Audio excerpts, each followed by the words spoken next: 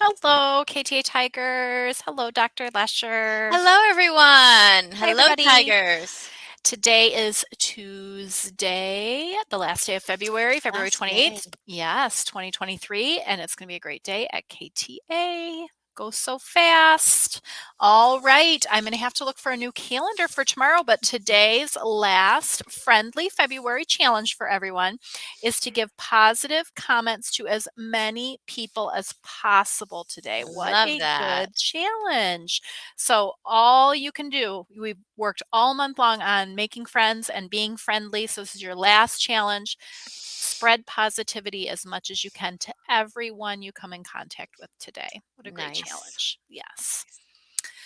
Well, it's Tuesday, so we have your book review from my student assistants, Mallory and Caitlin. And the book that they recommend for you today is What If You Had Animal Feet? Hmm. So it is by Sandra Markle. It's for about 4-year-olds to 9-year-olds, so younger elementary. It's nonfiction is a genre and it has 32 pages. So your summary is if you could have any animal's feet, whose would you choose? If you could choose a cheetah's paws, you'd be so fast you'd never miss the bus. If you had millipede feet, you could be a one kid marching band. That might be what Miss Scott would choose. And if you had a white rhinoceros's feet, you could carry your whole family on your back. So the animal kingdom has tons of incredible feet, but yours are pretty great too. So learning all about different animal How feet. fun. That's a very Yes, that does sound unusual like a good idea. book. Yeah, so Mhm. if you're at library this week, you might check that out. Well, on Friday afternoon, friends, I know many of you were at our World Fair. It was fantastic. I want to have a shout out to Mrs. Seckinger, also to Miss Amdouni and Miss Mills for all their hard work. This is our some of our students who are in their native costumes, and we're showing their beautiful outfits and their cultures. And Mrs. Gonzalez is there with some of her students, and it was so much fun. The food was delicious, the music, the crafts, all kinds of fun things. And we will have more pictures all this week to show you because I know we took a lot of pictures. And this is just a beginning taste of the wonderful things that we saw and experienced and performances, student dancers. It just was amazing. So keep watching because you might see yourself on announcements later this week. Yes. And then on Thursday of this week, so tomorrow, Wednesday, and Thursday, we have parent conferences. This is so exciting. I love this time of year because teachers and students are sharing what they've learned. We have many students in grade levels who are also doing student led conferences. And so you get to share what you've learned and you get to really just celebrate everything that you have learned up to this point. But remember that there's an extra early release day on Thursday, which is March 2nd. So Thursday we'll dismiss at 12:15, just like on Wednesday. So be sure that you know that and remind your parents about that. Yes. And oh my gosh, coming up this weekend, Friday and Saturday, Matilda is in the house. Our middle school musical, Matilda Jr., will be performing Friday night at 6:30 and Saturday at 2 p.m. Tickets are general admission, $5 for adults, $3 for students. And oh my gosh, it's an extraordinary little girl with extraordinary powers. And many of you know the story. Many of you are so excited to see our students in action. So I know Mrs. Abel and Miss Mallon have done a fantastic job getting this ready for you. So I hope to see lots and lots of friends visiting and seeing Matilda Friday and Yes. Saturday. And then this was a backstage Yes. picture, right, Look Dr. at Lesher? that.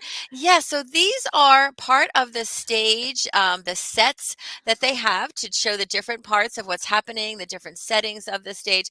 And this is Mrs. Abel and her husband, her family, her father put their hard work together and made these. They are triangular pieces. They are three different sides to each of them on wheels, and they can put different settings and pictures on them to show and represent different parts of a play.